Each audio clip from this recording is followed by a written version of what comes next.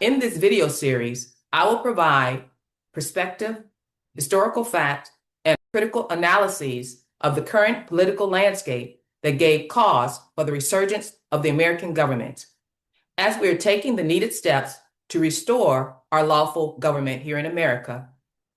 I will present to you how it is being done. The Federation of States has secured and offers to you your rightful claim to your inheritance as an American. And we ask that you join your fellow American state nationals in the work of finishing the reconstruction of our constitutionally guaranteed Republican form of government. Welcome back, America and the world, for today's episode of the Resurgence Pulse Report. I'm your host, HS𝗲𝘃𝗲𝗿, here with the Peacekeeping Task Force for the Federation of States, that is, United States of America Unincorporated. Let me introduce to you the perspective for today's episode. Watch this short video clip from the 1986 movie called The Golden Child. Mr. Gerald. 或者注意到埋。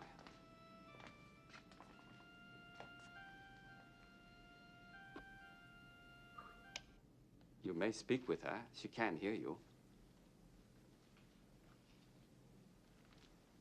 Tell me about the golden child. Every 1,000 generations, a perfect child is born.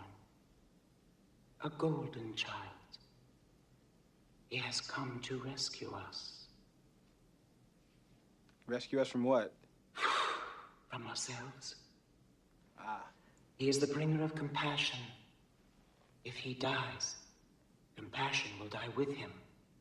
So if something happens to the kid, the whole world goes to hell? The world will become hell. Ah. Not far from that now. Listen, who would want to take the kid anyway? Those who want evil rather than good. Can you be a little bit more specific? We do not know who took him. Well, could you tell me why the people that took him are trying to make him eat blood? Nothing in this world will hurt him. But if he were to pollute himself with anything impure, he would become vulnerable. Okay. So if he eats the blood, they could kill him? Yes. Oh. Do you have any other questions? There was a special child born on October 8th, 1941, a golden child, if you will, although he would never describe himself in that way. The destiny that was his was over a century in the making. He didn't know what his destiny was when he was a child. He didn't even really know what his real heritage was until it was revealed to him very late in his life, in his 60s, by his mother on her deathbed. It was not even told to him initially, but to his beloved wife. He learned that he had inherited the mantle as the hereditary head of state of America and would be the one to bring an end to this evil that plagued America and even the world. This evil of living people being denigrated and replaced by corporations, having their lives sucked out of them until their deaths as corporate feudal slaves. No one else would have the power to do this but him. This child fulfilled his destiny before his passing. This episode will share some of the pivotal events that unfolded to achieve this end in dedication to the memory of our beloved late hereditary head of state, James Clinton Belcher. Our government is supposed to operate according to a chain of delegation of power. All the powers flow from the Republican states to their business organizations, the United States, then the United States of America, then to the States of America, and on to the Federal Republic. And last in that chain are our foreign federal government service providers, the British territorial provider and our municipal Holy Roman Empire provider. Notice that the Republican states are the only true sovereign entities. The Union doing business as the United States, the Federation doing business as the United States of America, and the Confederation doing business as the states of America, all perform work for and are empowered by the Republican states. The states agreed to have the states of states and their confederation manage the day-to-day business affairs of the Federal Republic, which was made responsible for exercising the 19 enumerated delegated powers on behalf of the states. Everything worked fine from 1787 until 1860.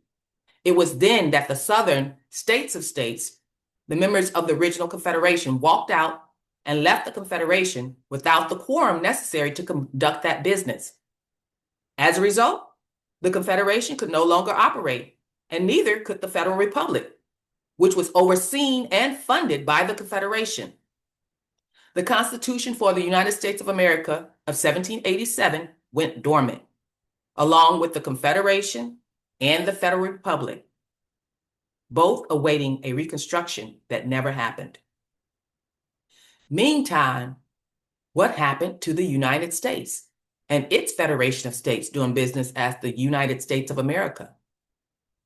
Neither one was ever involved in the so-called American Civil War, which was fought entirely by the ex-members of the original and broken Confederation and the foreign British and Papal federal subcontractors. Well, this is how the history unfolds. During the so-called American Civil War, the Brits invaded our capital, Philadelphia, Pennsylvania, murdered our people, and caused other Americans to flee for their lives all the way to California.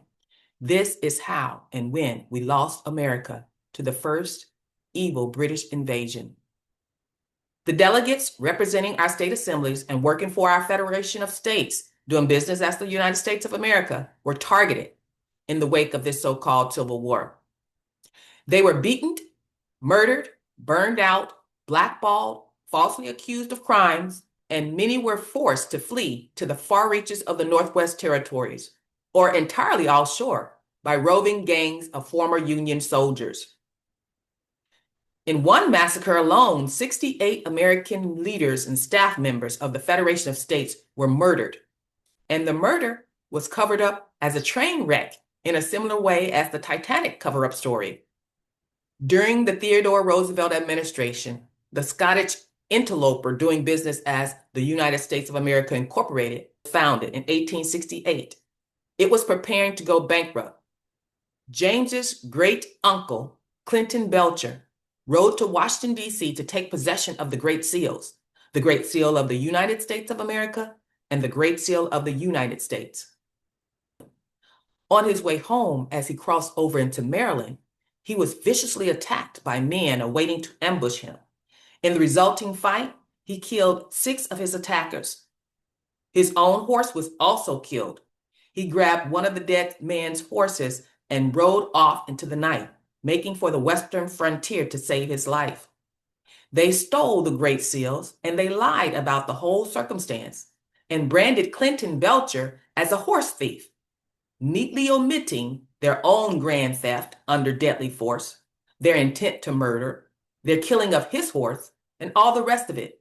He spent the rest of his life on the lam, always looking over his shoulder and always moving from place to place to place. Theodore Roosevelt considered him a danger to our government, self-evidently meaning the foreign territorial usurpers on our shores. Clinton died without issue, so the torch passed to his younger brother, James, and from James to his son, Orville, and from Orville to his son, James Clinton Belcher. At the time James was born in 1941, federal agents were still hunting and harassing members of the family. Orville Belcher moved his young son 12 times in the first 10 years of his life, constantly moving just as great-uncle Clintwood had to move and keep moving to avoid being arrested on false charges or be murdered outright. This is a shameful and painful story to tell, in which good men were replaced by bad men, honorable men replaced by crooks, and innocent people who were the victims of crime were portrayed as criminals, while the actual criminals sat at ease on the White House lawn. The Belchers have lived poor and they have lived rough, But through it all, they remembered who they are. They remembered their hereditary offices. They remembered their lineage. They never ceased the search to recover the Great Seals. Fully a third of the American government was destroyed in the aftermath of this so-called Civil War and has awaited reconstruction for 150 plus years because nobody put the pieces of information together and told the American people, one, what happened, and two, what needs to be done. Instead, even the information about the Federal Republic was dropped from the school books. Part of the problem has been identifying who we the people are. The states of the Union were not in session at the end of the so-called Civil War. After 5 years of utter havoc, many of those circuit riders responsible for summoning the states into session were dead, disabled, or dislocated. Everyone was confused.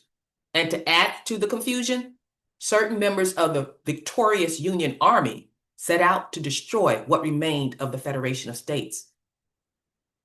With both the American Federation and the Confederation gone, there would be no American government operating in international jurisdiction. The Brits and the Pope and the Lord Mayor could waltz right on in here quietly and do whatever they pleased with the vast resources and manpower of this country. So the blatant truth is, they stole the Great Seals and they attacked, murdered, and caused the survivors of the Federation and the Federal Republic both to flee westward into the Indian territories. And then they simply lied about the whole circumstance to the rest of the world. According to the perpetrators, the American government just vanished into thin air. It was presumed to be in abeyance, presumed to be in interregnum. Let's go back to the end of the American Revolutionary War, to a young colonel in the Continental Army named William Belcher, an heir of William the Conqueror. In order to operate in international and global business realms, the Federation had to operate under a recognized sovereign, which is a problem because we were getting rid of sovereigns and because each individual state could not be recognized as a sovereign in international jurisdiction and still have the advantage of mutually shared powers. To get past this obstacle, the founders used the sovereign status of William Belcher, a patriot from Connecticut, who later served as a colonel in the Continental Army. The Belchers acted as heads of states because someone who was already a sovereign in 1783 had to act in that capacity in order to conduct international trade and commerce. That's just the way things were set up back then. The former colonists didn't want to choose one of the European monarchs, so they chose William Belcher, an American in fact, and used his coat of arms as their emblem and seal. Both the Great Seal of the United States of America and the dependent Great Seal of the United States are part of the Belcher clan array. In the world of international government and politics, there's absolutely no doubt whose recognized sovereignty was used to represent the sovereignty of this country. In the realm of monarchs and other grand poobahs, only those with standing are allowed to play on their chessboard. In the 1700s, America needed to be represented by someone with the credentials the rest of the world would accept. And so William Belcher became that person, and his coat of arms was extended to cover the American fleets. The source of his recognized sovereignty was the Norman Conquest. What this means for all of us is that after the Revolutionary War was won, William Belcher extended individual sovereignty to every man who served in the Continental Army and to every mother's son and daughter born on the soil of this country forever afterward. He didn't stay with being king. He made us all kings and queens in our own right, just as his own ancestor, William the Conqueror, extended sovereignty to him. So when Americans say that we are sovereigns, that's literal. And that is something that has stuck in the craw of the European nobility for over 200 years, even if most people are ignorant to know the basis of their claim to be a sovereign people. The Great Seals and flags attached to his clan's coat of arms have been donated via trust to this country and are held in trust by the donors and the beneficiaries. as the chief donor, hes𝗲𝘃𝗏𝗿 becomes head of state in international jurisdiction and postmaster of the land of this country. He's the one who has standing to enforce the Declaration of Independence against Britain and all treaties with the British monarch, Holy See, and Lord Mayor of London as an equal principle. On October 21st of 2017, to end 150 years of illegal commercial mercenary occupation of the British territorial U.S. military perpetrated since the so-called Civil War, our head of state declared peace on air, on land, and on sea by the issuance of a declaration of flag. With this declaration of flag, our head of state officially raised our peacetime flag. This silenced all claims of interregnum and abandonment, announcing to the world that the civil government of the United States of America has been restored. Our Title IV military flags that are now waving on top of non-military installations need to be lowered and our peace flag raised on every government building, every courthouse, on every patriot's home, on every flagpole, on every public building, wherever our military flag now flies. It needs to be lowered and our peacetime flag raised.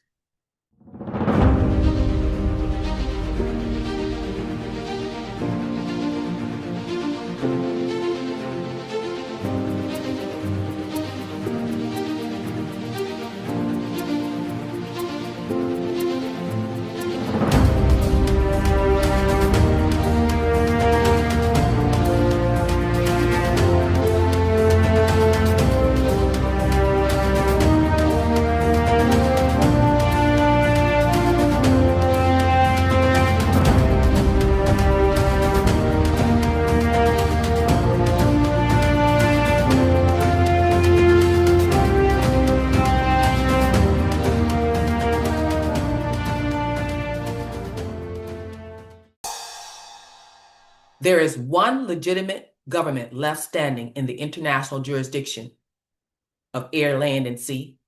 One and only one that actually does represent the people of this country. The name of that government organization is with the capital T, United States of America, formed on September 9th, 1776. The United States of America operates and sails its vessels in international jurisdiction under the auspices of the Norman kings of England and France, and in particular, under the great seals of William Belcher, one of the Bells kings of Gaul, as well as being a sovereign in its own right in England, by lawful heritage established and settled in 1087 AD. Let's take a look at those flags and seals. Here we have an image of William Belcher's, Belcher being the British transliteration of Belcher, his coat of arms, centered at the top. It has vertical red and gold pales with a broad horizontal blue and white chief. To the left, you can see the resemblance adopted in the Great Seal of the United States of America Unincorporated. If you notice, the Great Seal without circles indicates sovereign power. That refers to the actual American government. And the Great Seal on the right, enclosed with a solid circle, indicates operating under delegated power. That refers to our federal United States government services providers that we hired. It was ultimately decided that the federal United States had to conform to the source of its delegated power, the United States of America. So both Great Seals are identical, except that the one is enclosed by a circle and the other is not, having the olive branch in the left claw for peace and the arrows in the right claw for war. Thus, we have a peacetime flag and a wartime flag, as you can see here at the bottom. The flags here below carry the same semblance of colors, with the peacetime flag, which we call open gate, displaying the original vertical position, and our Title IV wartime flag here on the right inverts to the horizontal positioning, Old Glory. Both the seals and flags belong to us, the American government. We have granted the United States government permission to use them when and only when They are exercising our delegated powers as enumerated in their constitutional contracts. Unfortunately for us, they can't read very well. They've got their thinking upside down and backwards and have breached their contract in our trust. So there can be no question. James Clinton Belcher is a descendant of the original sovereign, William Belcher, who fought in the Revolutionary War and conferred upon America the sovereign capacity to operate in the international jurisdiction alongside the other sovereign nations like Spain, England, Rome, etc. He is indeed the hereditary head of state and keeper of the Great Seals. The Belchers have been sovereigns in their own right in France since 480 AD, and in England since 1087 AD, and in America since 1777 AD. That is what is meant by continuity of the evidence. A claim by right established by inheritance or conquest or election maintained over time in continuity.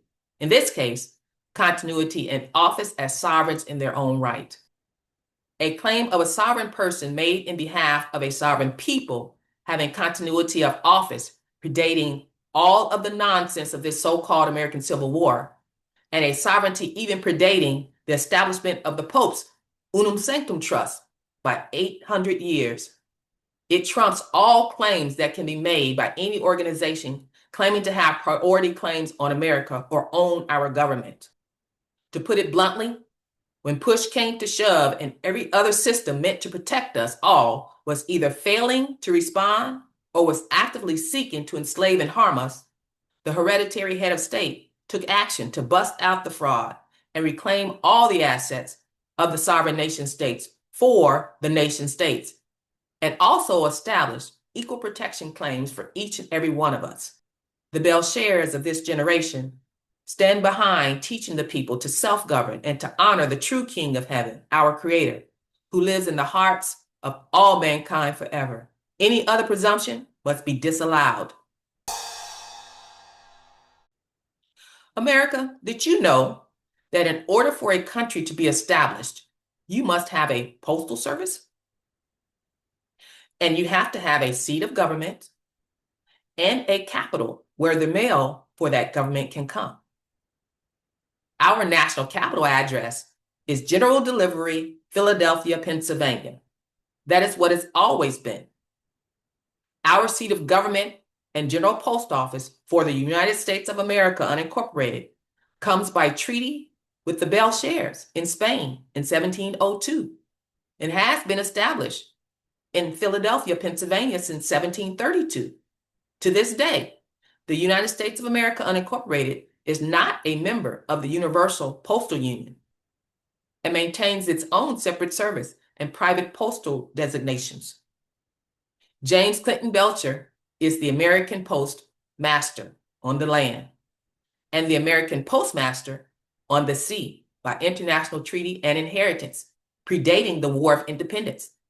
This is the foundational postal treaty that connects our country to postal service on an international and private basis.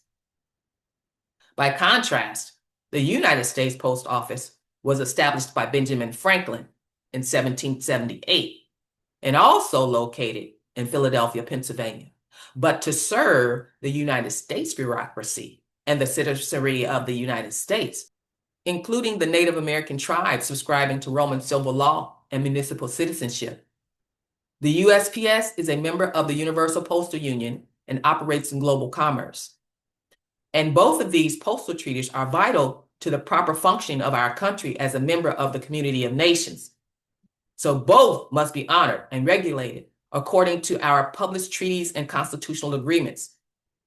A lot of people don't realize that we've always had two capitals, thus two seats of government in this country. We have our national capital at Philadelphia for our American government, and we have the federal capital at Washington, D.C.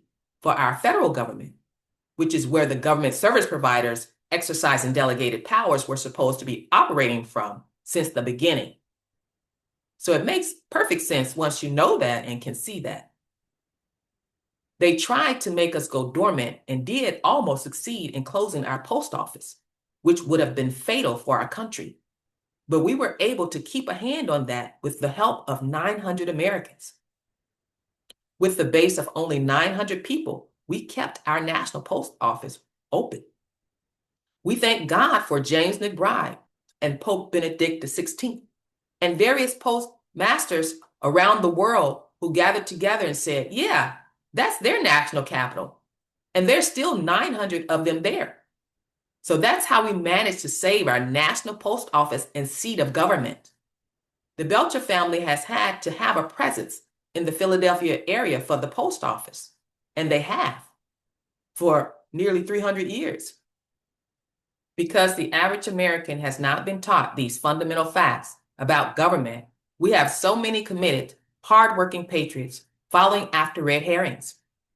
They don't know that we don't have constitutional rights. We have constitutional guarantees. They don't know that our government is not under any constitution. That's the United States government under a constitution with us. Our government is under the Declaration of Independence.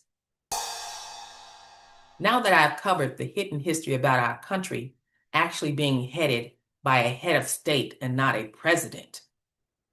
Oh, did you connect those dots yet in your mind when I was explaining that? Yes, the leaders of countries are heads of state. Leaders of corporations are presidents and CEOs. Let me just let that sit there and sink in your mind for a moment, and I'll move on. Now I'm going to challenge the miseducation we all have been taught about the name of our country. Where did it come from? Let's watch this short video for us all to review what our learned history professors have taught us on this topic.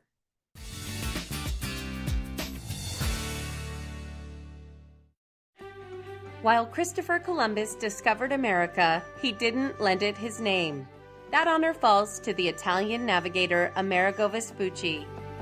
Amerigo Vespucci was one of the first to realize that North and South America were nowhere near Asia, were separate continents.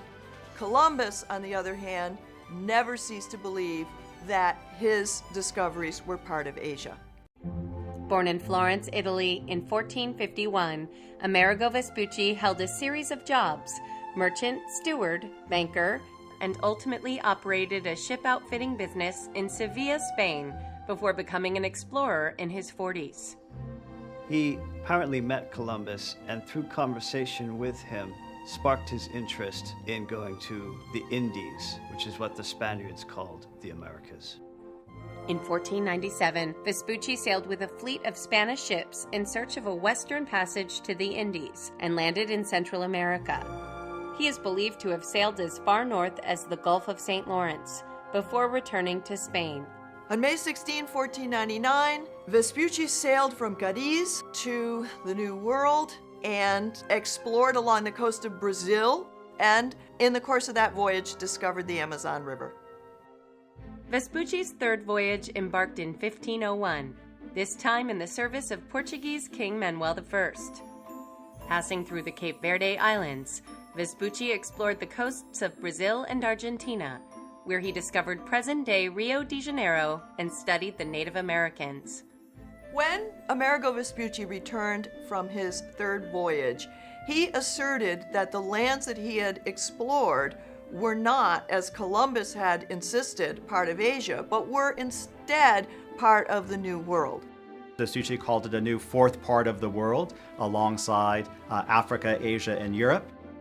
Records are mixed as to whether Vespucci sailed on 1 or 3 additional expeditions to the New World.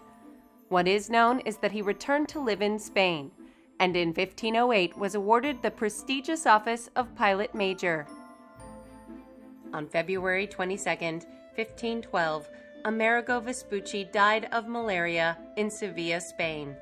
The New World received the name America, a feminized version of Amerigo Vespucci, because Vespucci was a good propagandist. Amerigo's writings about the New World were much more known than anything Columbus had written. The German cartographer Martin Waldseemüller produced a world map in 1517.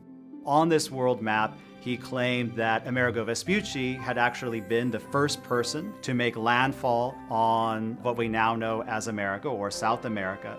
It's been named America ever since. So Amerigo Vespucci, an Italian mapmaker, conferred his name upon our country. Our learned professors peddle this as history, but we beg to differ.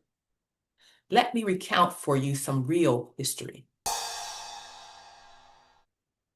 The genesis of America as a modern nation lies in the far distant past when the hardy seafaring people of the Normandy coast, known as Armoricans, a tribal nation with the Kingdom of Gaul, began trading with the natives of what is now known as Nova Scotia and with the northeastern United States for furs.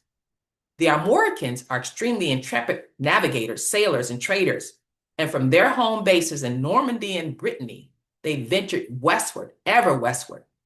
This trade was established and recorded in Roman times and continued unabated for at least 600 years. Most recently evidenced by the French and Indian fur trade we still read about in our history books.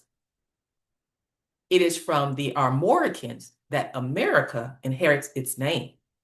And so far as European colonization and government goes, it is with the government of Gaul that it all begins. Gaul is the ancient Roman name for France, and it was under the Kingdom of Gaul that the original Armorican trade in furs began. The Belchers are the equally ancient and dominant tribal nation of Gaul, and the chieftain kings of Normandy, including the land and blood of the Armoricans. Let me show you an ancient map of Armorica from 55 BC. This is an ancient Roman map of Armorica, a region of Gaul back in 55 BC. So in fact, the first real European claims concerning this country result from the Armorican fur trade. It was the Armoricans from coastal Normandy who are the ones who, quote unquote, discovered and populated North America, hence the name America. It is just an English transliteration of the French tribal name Armorica. This claim dates back millennia before Christopher Columbus and Amerigo Vespucci. As the tribal chieftains of Gaul, the Belchers and their nations own all of France, and their peoples also populate and own the kingdoms of Aragon and Castile in Spain and the Kingdom of Powys in central England. Fast forward to modern times. From Powys, these European tribal chieftains migrated to America in 1608. They have remained in this country and populated it ever since. Those who came to this country were independent sovereigns in their own right as a result of the settlement of the Norman conquest in 1087 AD, and kinsmen of William of Normandy, of the same family and lineage. James Clinton Belcher is the chieftain of the Belchers in America. His ancestral name in France is hez𝗲𝗃𝗏, and the honorable history of his house of Bellegarde in northern France is well known. Thus, by both name and shield, and by history of service of his ancestor William Belcher of Connecticut in the Continental Army and afterward, the history of America on land and sea is inextricably connected to France as well as Spain and England. And by dust and by blood, they make one compact via the hand of the clan chieftain of the Belchers, who has summoned the actual states of the Union into session.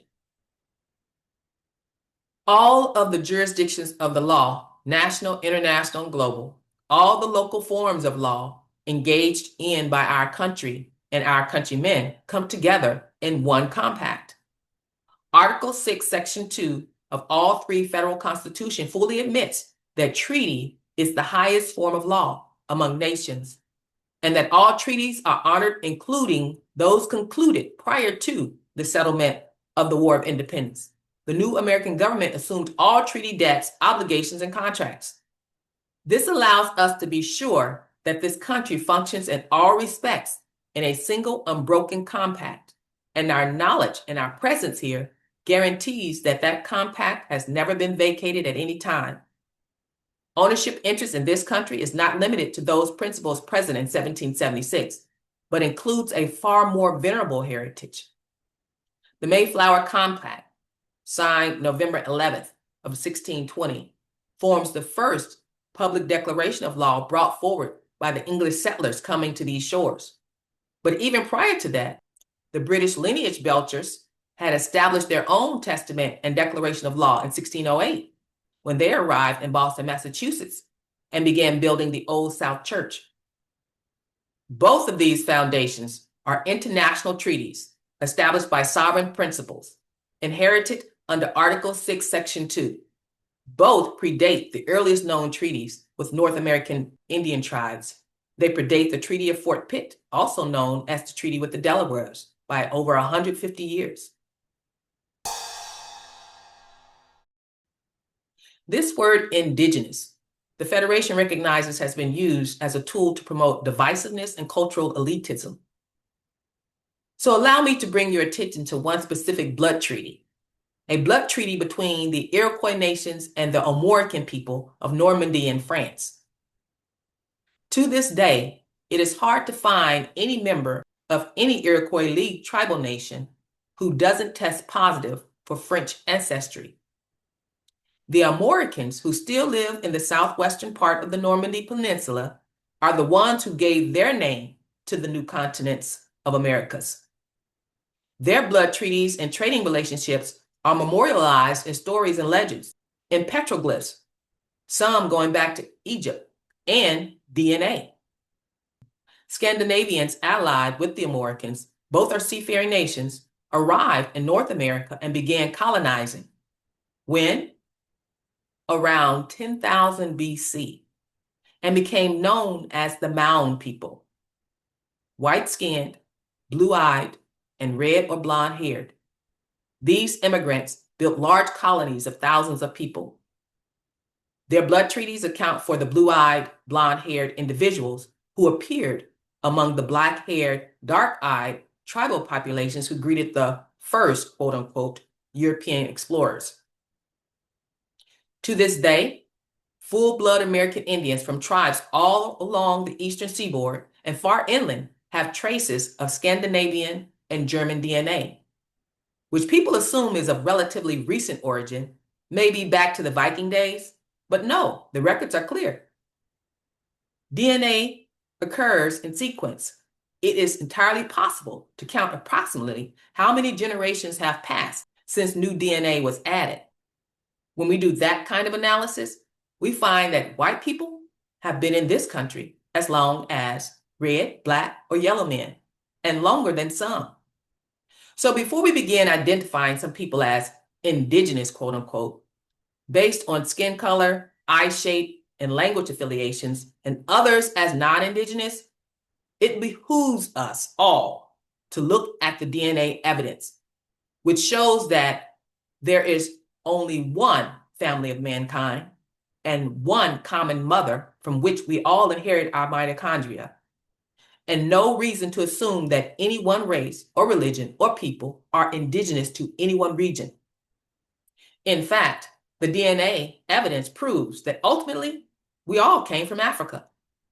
So a strong and rational argument can be made that anyone living outside of Africa is non-indigenous to whatever land you are on. And it has nothing to do with your skin color or where your great-great-great-grandparents were born. We are bringing this forward to stop people from being played like a fool and giving them ammunition to start another round of the same old game of divide and conquer and setting up the same old system of landlords, overseers, and slaves. They do this by arbitrarily choosing new shills to act as landlords. Then they establish a new elite to work as overseers for the landlords and leaving everyone else as slaves. Is this what we want to perpetuate? Or are we ready to progress to a better world and be a better people?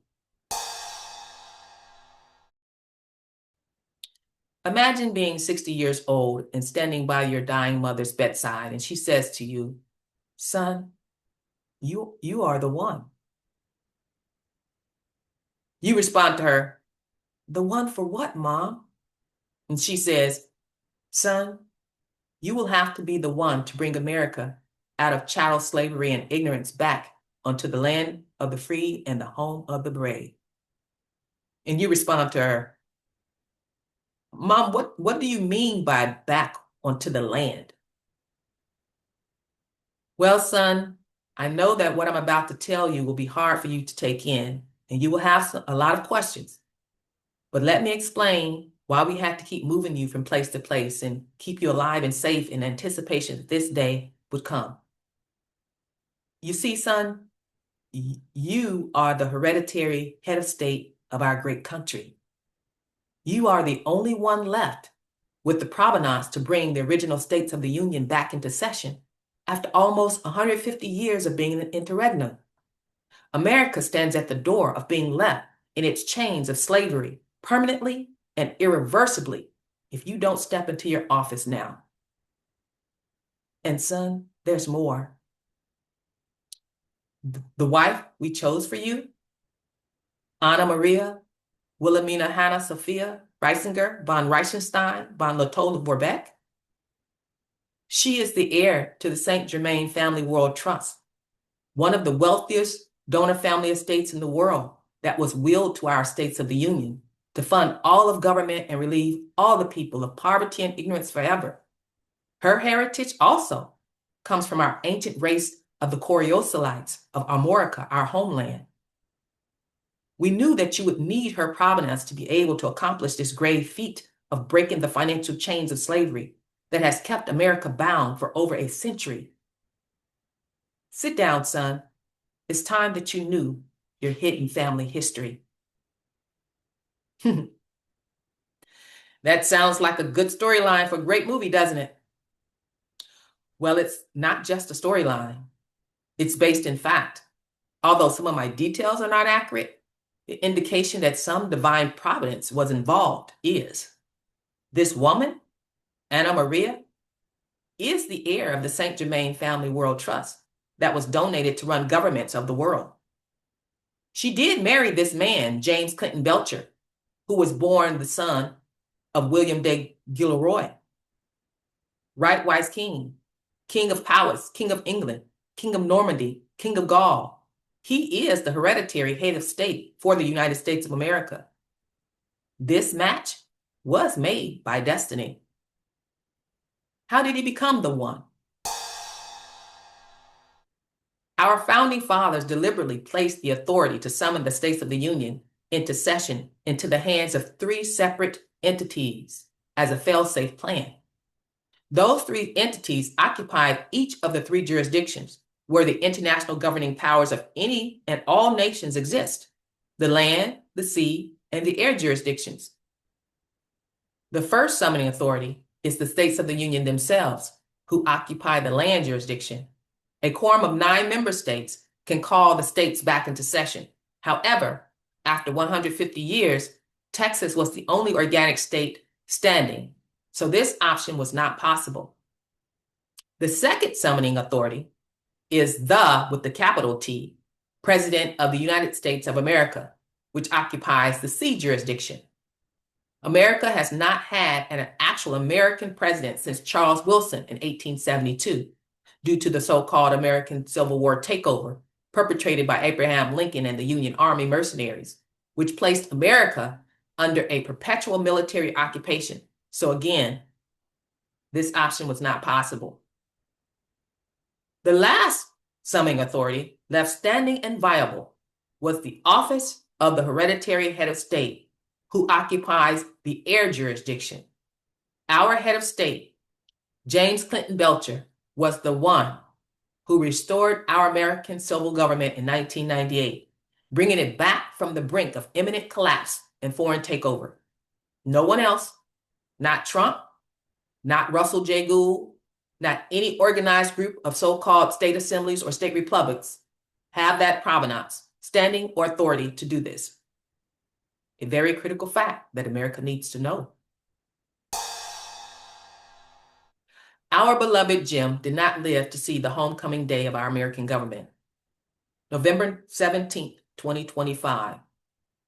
Our fiduciary announced that for the first time in 160 years, America is back in the hands of Americans who are operating as Americans.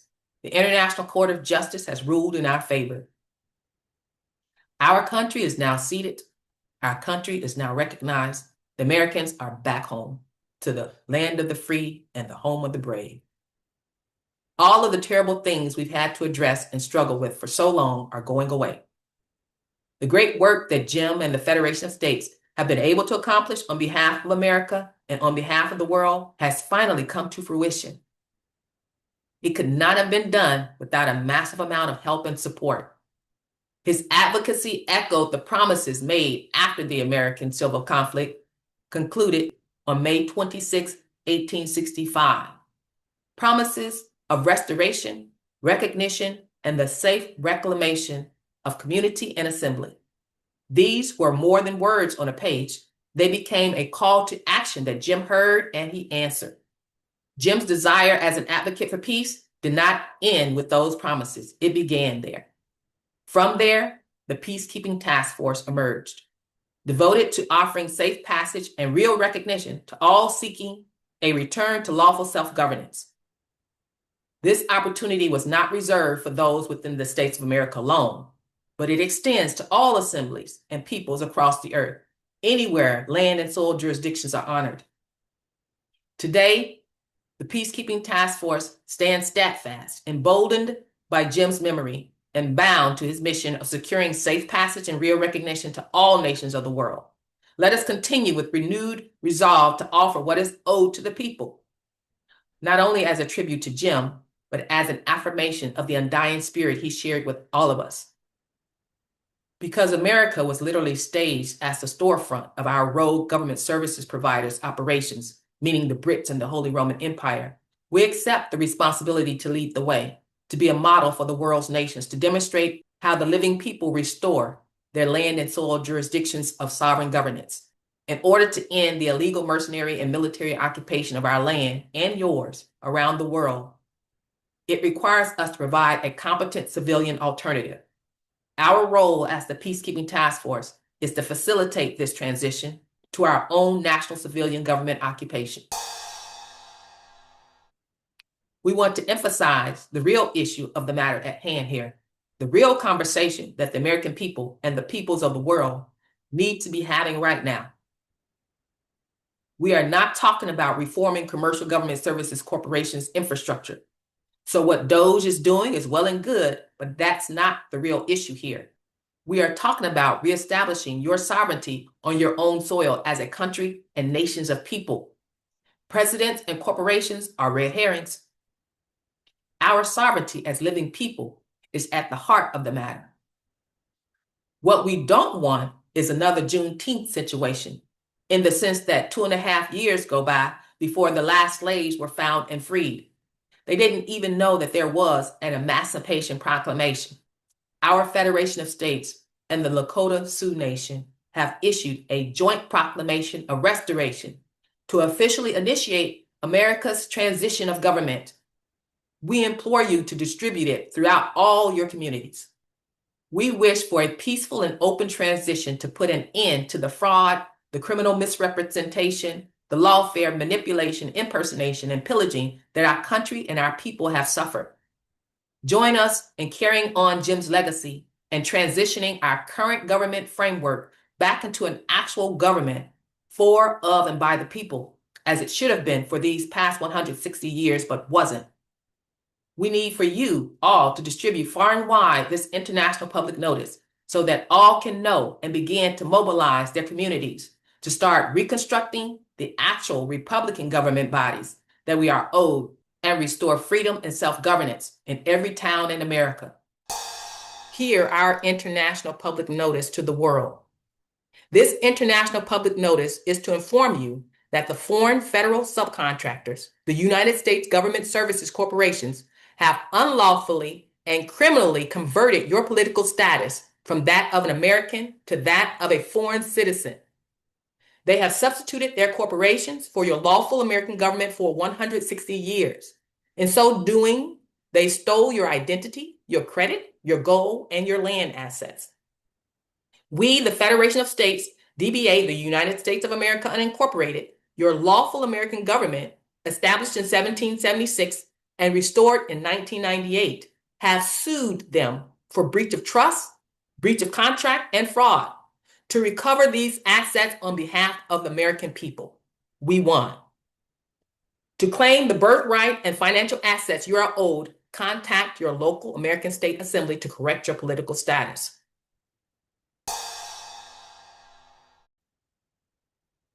In this episode, I know I have upended some storylines that we thought was history, but turns out it's not.